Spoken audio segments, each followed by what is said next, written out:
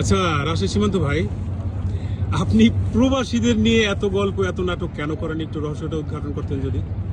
প্রবাসী মানে তো জানেন নিশ্চয়ই যে দেশে থাকে না, প্রবাসে থাকে।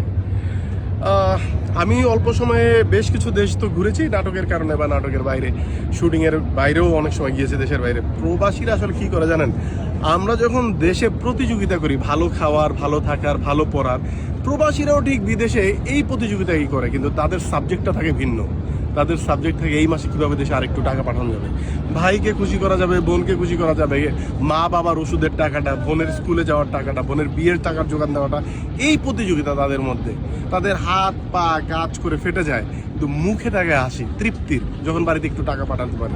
একটা মানুষের তো ধরেন যে বাপ মা আত্মীয় স্বজন সব কিছু থাকে দেশে, কিন্তু একজন প্রবাসীর তার শুধুমাত্র থাকে দেশে রেখে যাওয়া প্রিয়জনদের স্মৃতি। অতএব প্রবাসীদের মনে কষ্ট দিবেন না, কারণ প্রবাসীরা এক একজন যোদ্ধা।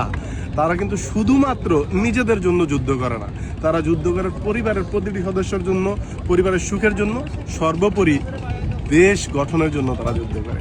প্রবাসীদের সাথে ভালো ব্যবহার করেন, তাদের সাথে প্রতিদিন ফোন দিয়ে হাসি মুখে কথা বলেন।